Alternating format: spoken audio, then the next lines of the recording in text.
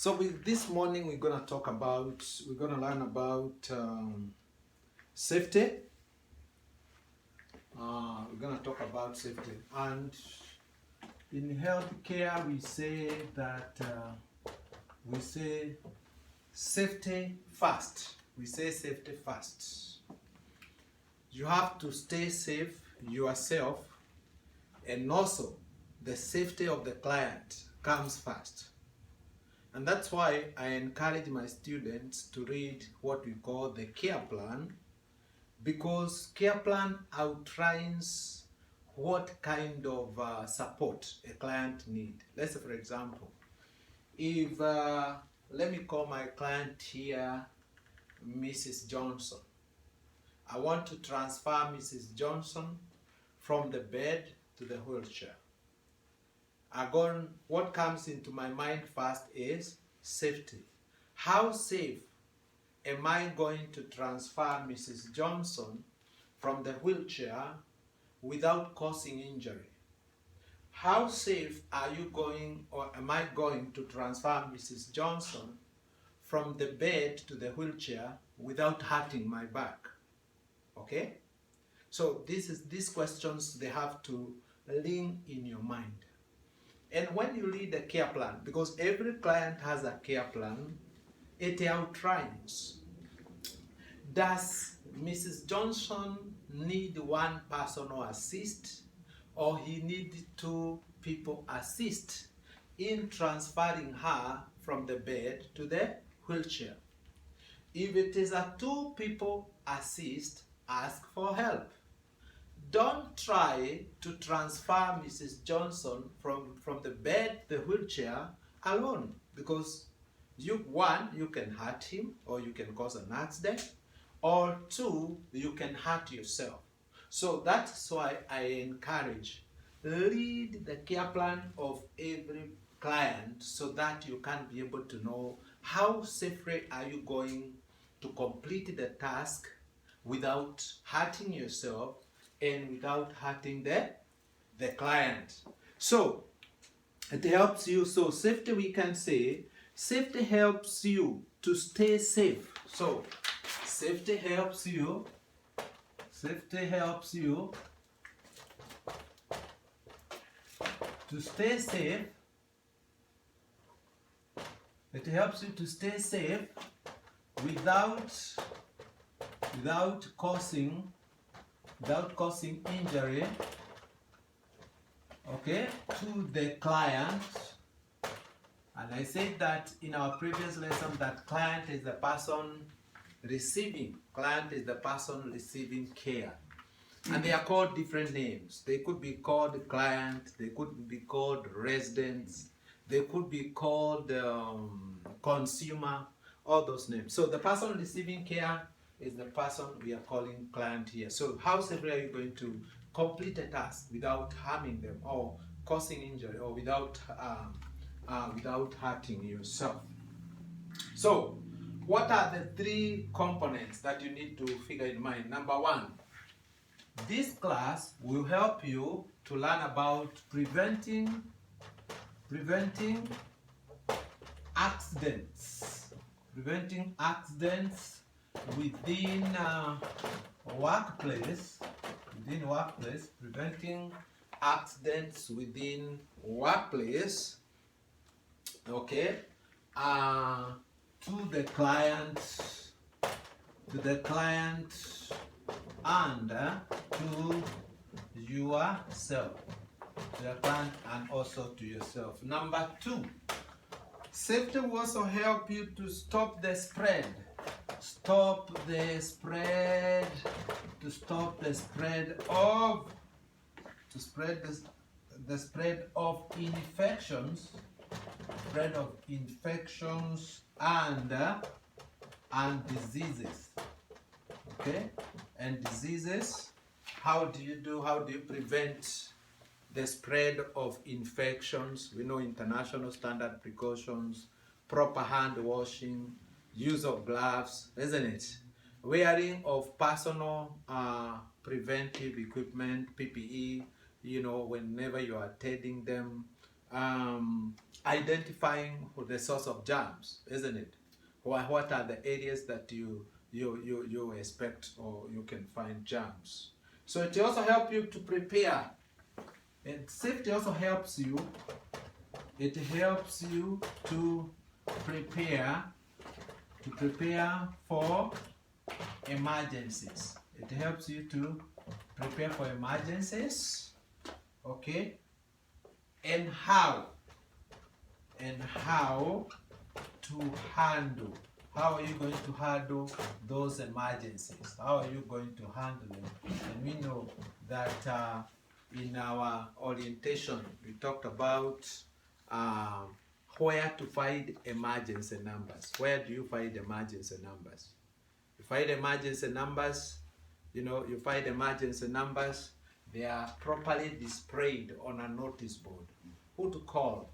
To call 911, the family. Remember we talked about the care team, isn't it?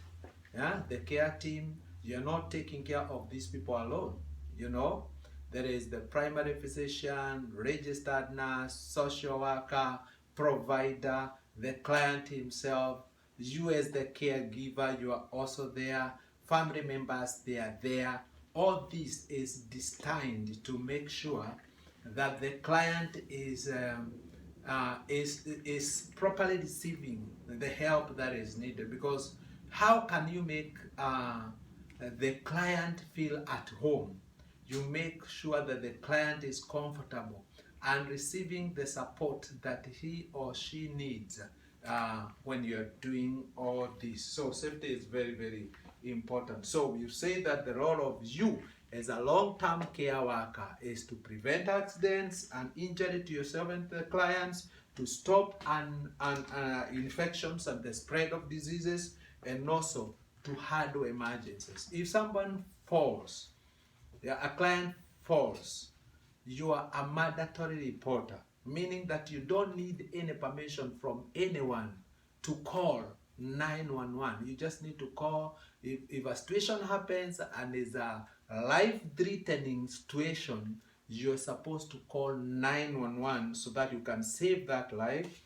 And then you're also supposed, secondly, you can inform the provider or the owner of the business or the supervisor, and then you're also supposed to write the incident report. And then, any questions so far, including those students who are watching us who are in class online via Zoom? Okay, all right. So, what are the safety guidelines? Because we got what we call the safety guidelines when you're doing all this.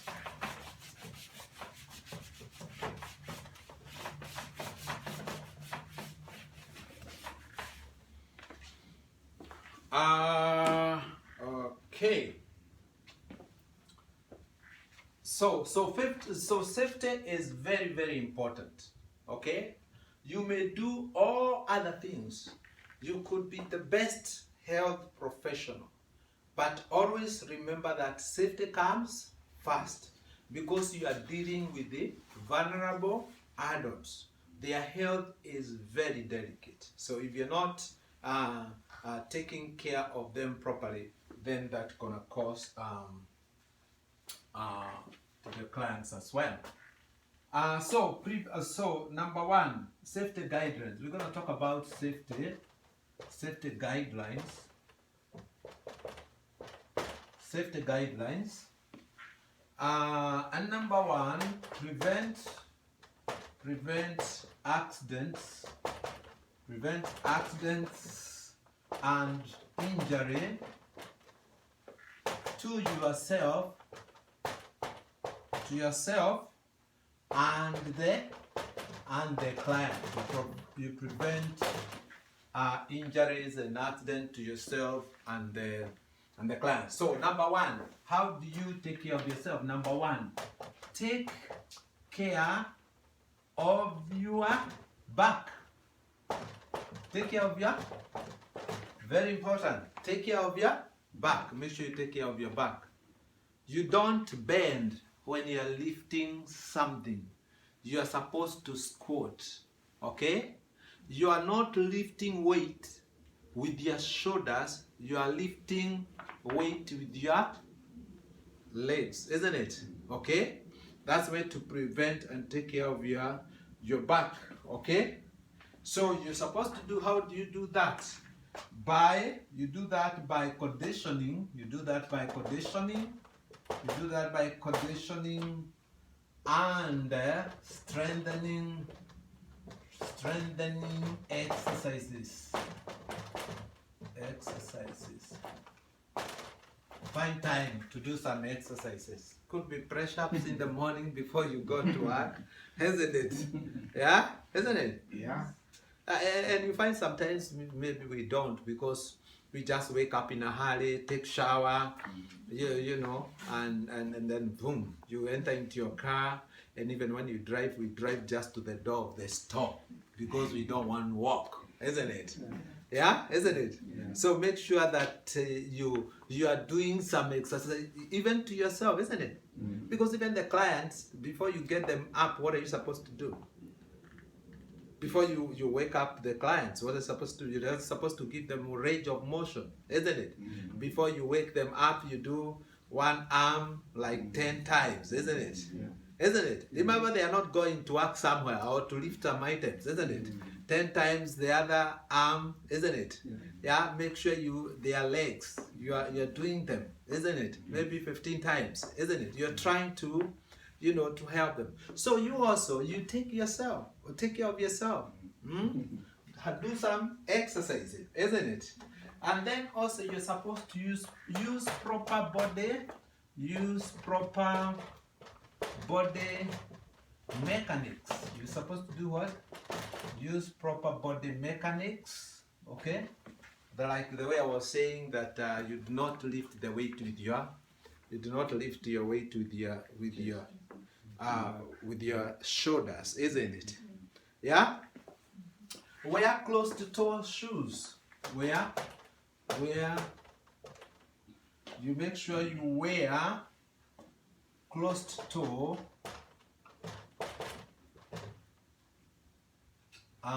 slip resistant shoes, isn't it? Because if you're not wearing proper shoes, what is going to happen? You're likely to do what? To slip and fall, even when you're lifting the client, isn't it? Yeah, so wear toe slip resistant steady shoes. Okay. Such as, and they are there in the stores, maybe at Walmart you can find them, such as tennis shoes. They are there. Tennis shoes. At least they will help you not to slip. So be on the lookout. Another way is be on the lookout. Be on the lookout. You are careful. Be an observant person. Be on the lookout on safety hazards. Be on the lookout on safety hazards. Be on the lookout on safety hazards. Okay? So that you can eliminate, any danger. The walkways should be clear. You cannot have a cluttered hallway in case there is fire or there is an emergency. How are you going to handle it? How are you going to exit if there is nowhere even where the wheelchair can pass? So you have to make sure that you be on lookout so that you can eliminate safety hazards when you're doing that. Know and practice proper procedures. You're supposed to know and practice. You're supposed to know and practice proper procedures.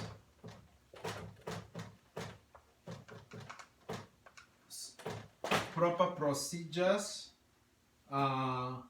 If a client falls, you are supposed to practice.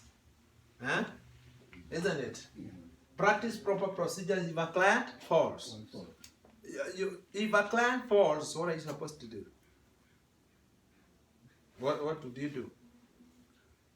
if the client falls from the bed, or wherever he falls, even if he falls, let's say he was sitting on the chair and then he falls, what are you supposed to do? I think first my knowledge is to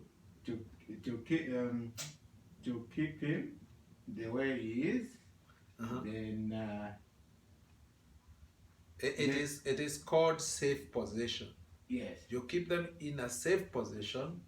Don't try to lift them. However, don't try to lift them up because you don't know the level of injury, isn't it? yes. So what you're supposed to, and number one is to call 911. Don't forget. Number one thing you call 911. Because you don't know the level of Injury. you don't know the level of injury, isn't it? Yeah. Don't move them because if you move them, you don't know how far they're injured, isn't it? Yeah. So you have to you have to make sure you call 911, even as you give them what we call first aid. Let's say like CPR, cardiopulmonary resuscitation, or as before you begin all that, you have called 911 and they will give you instruction of what needed to be done. Yeah. You cannot lift them secretly and return them to bed. Okay, you cannot try to lift them yourself because you could cause more injury. So you're also supposed to document. So when you talk about you practice proper procedures if a client falls, what are the procedures? Call 911, isn't it? Number two, as we have said, you put them in a safe position. Yes. Let the provider or your supervisor know. Okay. Number three, make sure you document. Okay. There is what we call incident report. You want to write. Some companies, they have forms whereby you fill in the form, your name, your address, your phone number, the name of the client, and then you elaboratively and to the point you explain what has happened. Okay, you have called 911. Mrs. Johnson fell, okay, from the bed, and I immediately called 911. I also made sure that I placed her in a safe position. I informed my supervisor or the provider, and Mrs. Johnson was taken to emergency room, isn't it? Yeah, he was diagnosed, the doctors discovered he had broken arm. She was treated, put on cast, and then she was returned. She's recuperating, isn't it? And your statement has to be consistent. Sometimes you can be asked to write incident report twice. So whatever you said yesterday must be the statement you wrote yesterday, must be the statement that you're going to write like forever. You cannot say this today, tomorrow you say something else. You have to make sure that you're doing the right thing in terms of following the procedures. Also, we can talk about fire drills. Every other month, you have to practice fire drills, okay? A fire drill is done every other month. That means if we did fire drill in the month of February, we are not going to do fire drill, or we are going to do again in the month of April. And when we are doing this, we don't tell the client, hey, and tomorrow you guys, we are going to have fire drill. No. It has to catch them by surprise, okay? The importance of practicing fire drill is to show or you're able to measure how prepared are you? How prepared are you in case there is fire, okay? So these are the procedures that we are talking about. You have to document 2 caregivers present, number of the residents who are in the house or in the home, and things like that. And also when you're evacuating them, of course, you are taking them to the safe. You are taking them to safe place. So that is number one. So any question? Those on online. Alice, do you have any question? Esther, any question? All right. So we got to the next other part. Shari, do you have any question?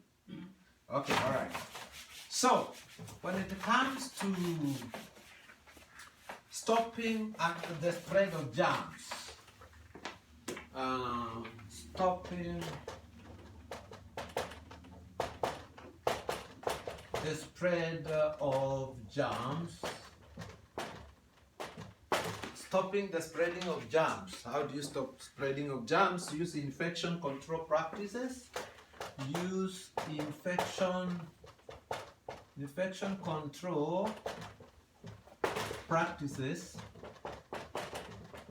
You use infection control practices. Very, very important. Wash your hands properly. Wash your hands. Wash your hands properly all the time. 15 to 20 seconds, isn't it?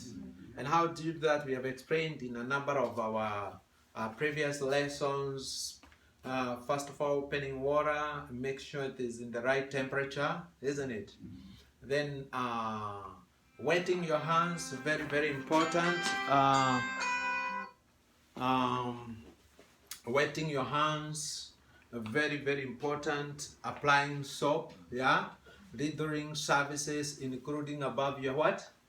Your wrist, isn't it? We have done that in practical. And then of course you're drying your hands, isn't it?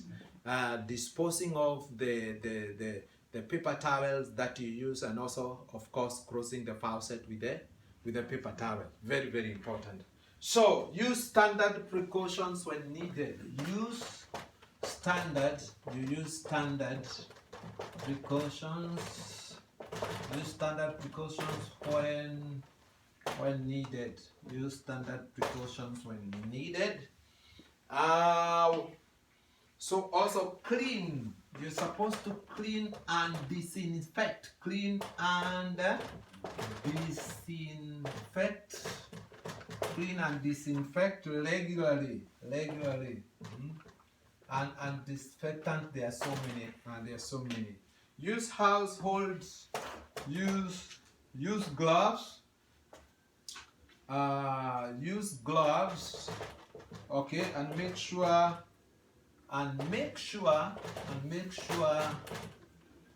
there is good ventilation. There is good ventilation. There is good ventilations. There's good ventilation. When working with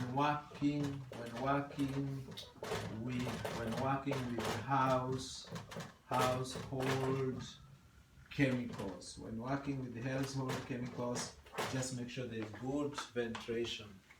Okay, be opening windows, isn't it? Yeah, so this helps a lot.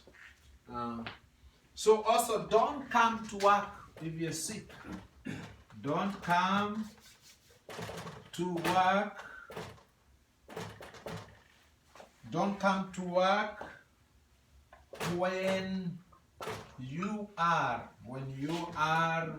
contagious. When you're contagious, don't come to work, but of course you report to the supervisor, isn't it? Yeah. Report to the supervisor. I'm coughing a lot, I have high temperature, and this will help a lot in terms of you not spreading infections and diseases. Okay, all right. So, how do you prepare to handle emergency? How do you prepare?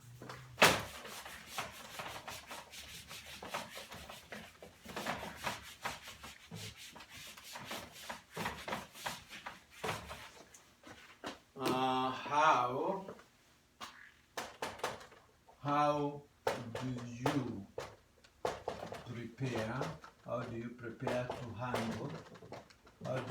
to handle emergencies? How do you prepare to handle emergencies? That's the question. How do you prepare to handle emergencies? Take time to plan. Number one, take time to plan. You take time to plan and prepare. To what steps to what steps you need to take in case of emergencies. You take time to plan. That is number one, because if you don't plan, you fail, isn't it? So you first of all take time to plan.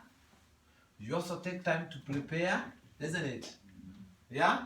What are the steps? What are the steps you are going to take or you need to take in case of emergency? Very, very important. So, know what emergency. You're also supposed to know. You're supposed to know. Let's say, for example, the client is allergic to peanut, isn't it? Eh? Isn't it? The client is allergic to some food, and for some reasons, maybe there is a new hire caregiver who came and gave the client some yogurt with peanut, isn't it? Yeah. So you need to do what?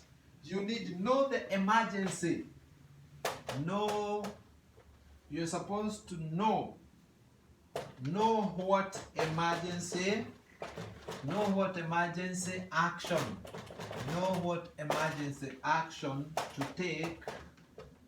to take for each client, isn't it? For each client. And that brings us to think about the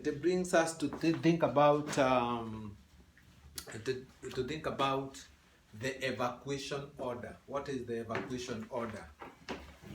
What is the evacuation order? The evacuation order. So, when you talk about evacuation order, you are supposed, first of all, when you're talking about evacuation, it means that you are moving the client probably in a burning house, isn't it? You first of all move the independent client. You first of all move the independent. You're moving the independent client. Where are you taking them? You are directing them to the meeting area or designated area where they are supposed to go so that they can stay safely. Okay? You move the independent. Then you're supposed to move those using walker. Okay? You move those using what? Walker. The next group of clients that you're moving out. Because these clients, they don't come like with the same kind of a problem. Yeah. One could have a certain kind of a condition. One has high blood pressure. Another one has diabetes. Another one has developmental disability. Another one, so you need to have an action plan. You need to have an emergency action plan to take for each client when you're moving them to safety, isn't it? So when you move these ones with the walker, you're supposed now to move those in wheelchair. You move those in wheelchair. And lastly, move those who are bed bound. You're moving those who are bed bound. So that is the evacuation order. So you're supposed to have the action plan for each and every client. So also you're supposed to practice. And I mentioned this. You're supposed to practice fire drill.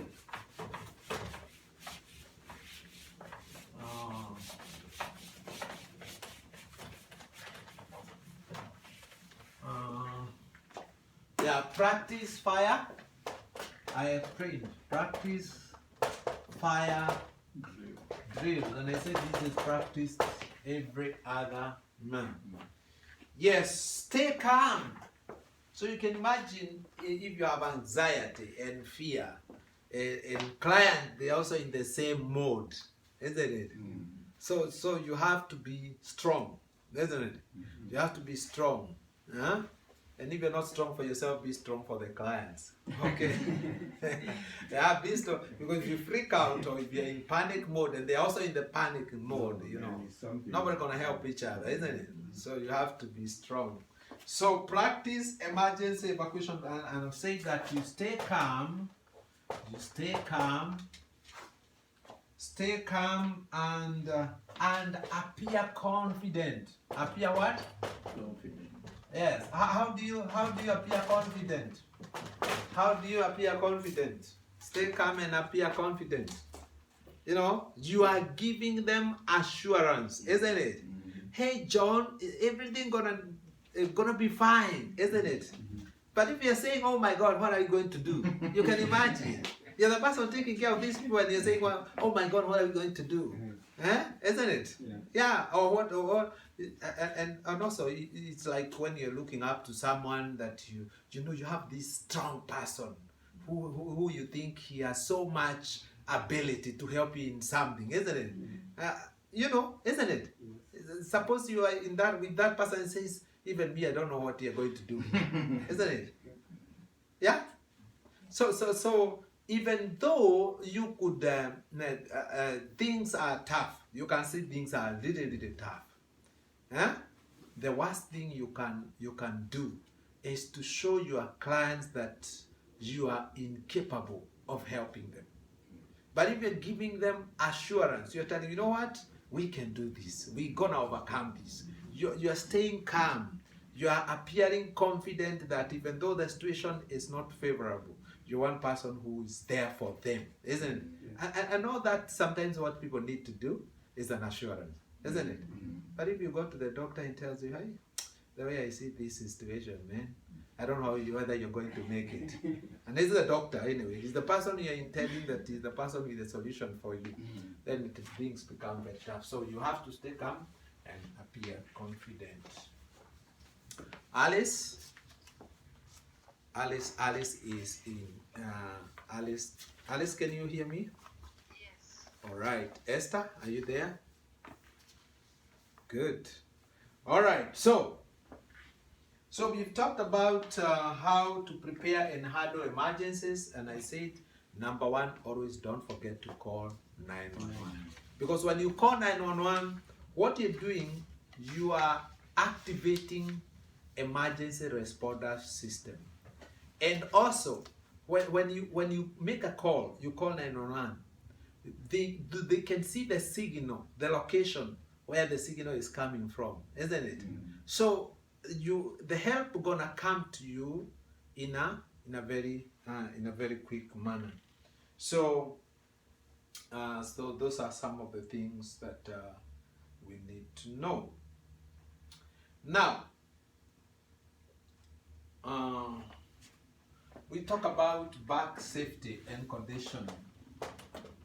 Back safety and conditioning. Back safety and condition. So back injuries. Back injuries are one of the leading.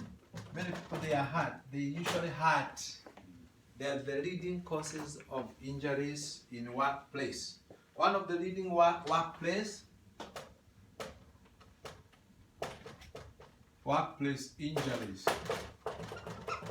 So you have to take you as a long-term care worker or healthcare professional. You have to take care of your back. So of course you have to keep it. You have to take care of it to keep working. Because if you're hurt, then you have to stop, isn't it? Isn't it?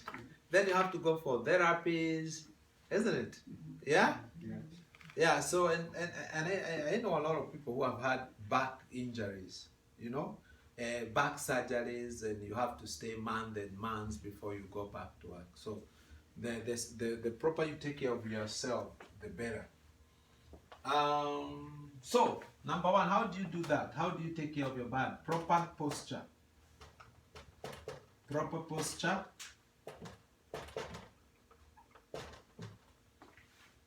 Proper posture include Proper posture include standing. It includes standing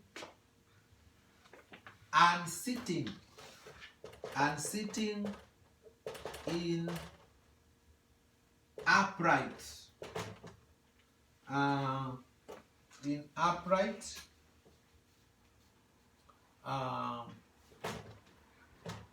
Upright position.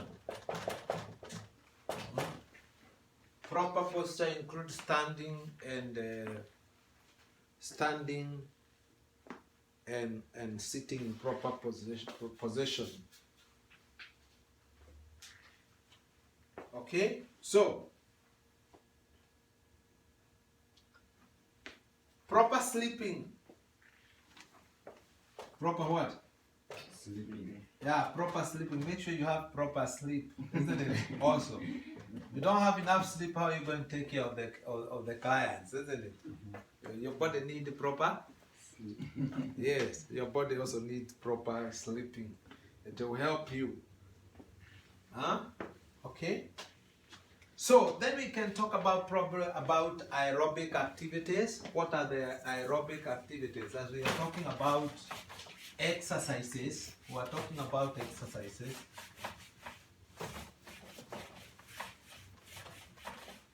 Proper exercises. Aerobic activity along with healthy diet, isn't it? Eat properly also, isn't it? Don't eat junks. Isn't it? This is the food which you have found in America. The American food. But you can also choose what you want. You know, body is about what you eat, choosing what to eat and what not to eat, isn't it? Yeah? If you're eating burger every day, yeah, one burger, you can imagine it will give you like 1,500 calories if you eat one. So if you're eating one daily, you can imagine in a week how many calories you have in the body. You know, isn't it? Yeah, so you have to eat healthy. It will help you. So, moderate exercise, they can also help you build a healthy back. Number one, you walk. You can walk 10 minutes. You can imagine 10 minutes 2 times a day. Just every day. Make sure you walk how many minutes? 10 minutes. You're not driving the car all the way to Walmart doorstep so that you just walk 2 steps. Or maybe you're using drive-through, isn't it? You're using a drive-through. There is nowhere. You make sure at least every day, whenever you're walking, you know, you're at least you're walking 10 minutes. Okay. Stretch your back. You're supposed to stretch. Stretch your back. You also stretch your back.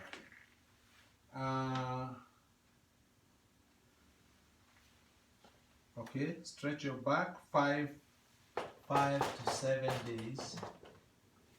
5 to 7 days, isn't it? I'm gonna show you how you can do that. At least you can build up at least a 30-minute walk. At least 3 times a week, isn't it? Then you're healthy, isn't it? You find your work also becomes easier if you are lifting the client, isn't it? Yeah, but if your body is not, you know, is not having the proper exercise, then you're also going to have to find yourself. And I got some materials that I'm going to share with you, how you're supposed to stretch your hands, your knees, your back, you know, double knee to chest stretch, lower trunk rotation stretch, strengthening exercise, you know. I'm gonna give you all that, you know, this information so that you can also take care of yourself even as you take care of others, isn't it? Now, at this juncture now, we are going to talk about safety moving. safety moving, safety, how do you move the client? It's what is called mobility. But then before then, I want us just to watch a video for enhancement in terms of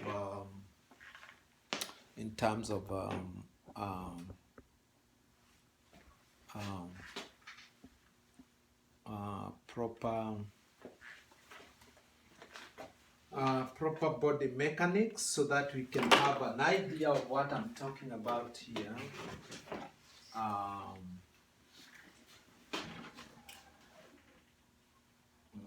Proper body mechanics here.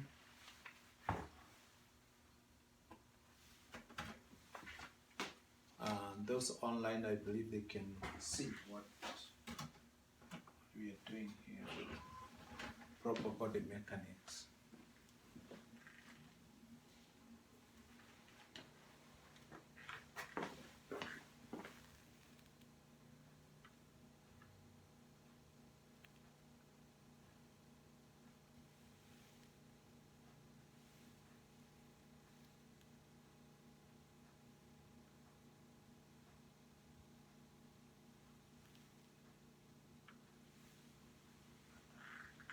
Okay.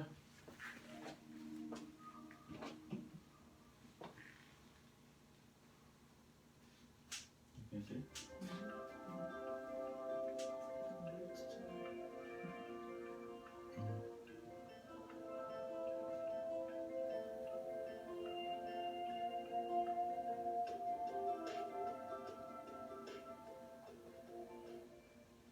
Caregiving involves movements like lifting, reaching, and bending. It's important to learn to move your body correctly to avoid injury. You may be helping a person get in and out of bed, transferring someone out of a wheelchair, or carrying groceries and other supplies. Caregiving activities may place stress on your body, resulting in injury to the back, shoulders, or neck. These general guidelines will make your job easier and safeguard your health. Wear comfortable shoes with non-skid soles. Know your limits. For loads that are too heavy to handle alone, ask someone to help you rather than risking injury by attempting it alone. Be aware of the maximum amount of weight you can lift or move safely. Before lifting someone, make sure you tell the person what you are planning to do to avoid surprise or sudden movements. Determine how much the person can help you before you begin to lift. Lift first in your mind, then with your body. Be aware of your body's posture and position before you begin to lift. Avoid reaching for or lifting anything above the head. Get on the same level as the object or use a reacher. Slide, roll, or push the object whenever you can instead of lifting.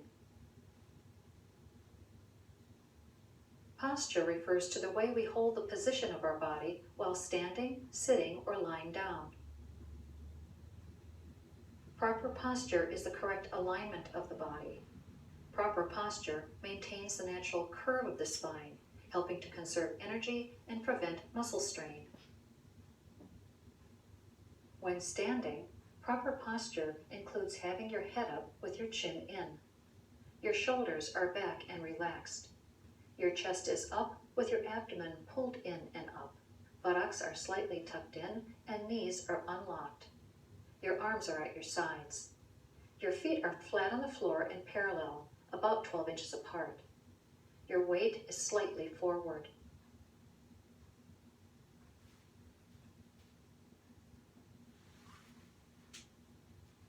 Body mechanics refers to the way we move when we perform activities. The principles of body mechanics are a set of rules that help to maintain proper posture during movement. You can reduce the risk of injury when you apply these principles.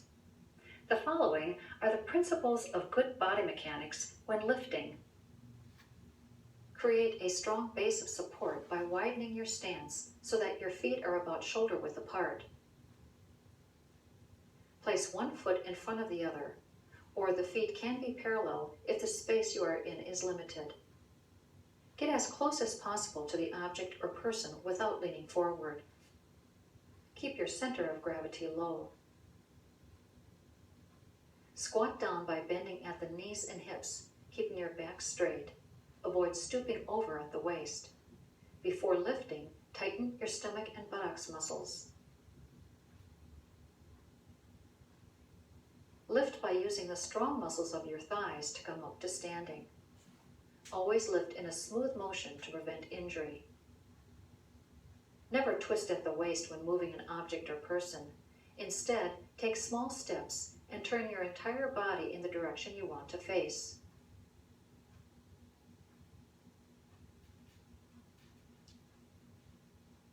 Loading and unloading a wheelchair from a vehicle is a common caregiving activity that requires you to use the principles of body mechanics.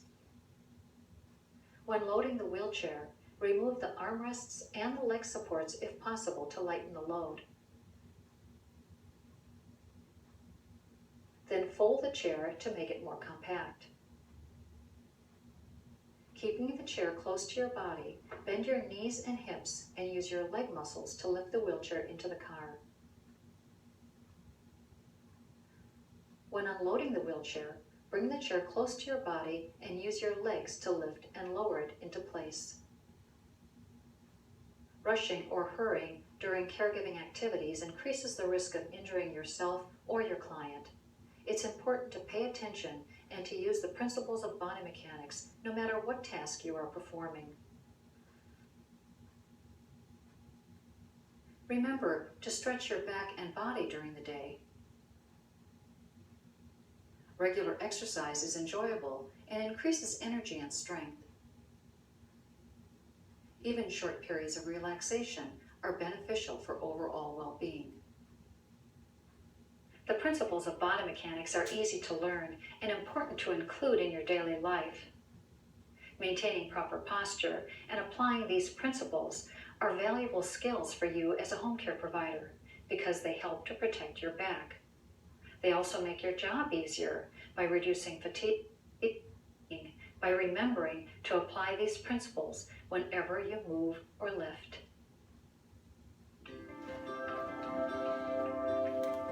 All right, so, and I think that explains to you all that we have learned for the last 1 hour, and we're gonna stop there so that we can have a break, okay? All right, any question? Any questions for those online? All right, okay.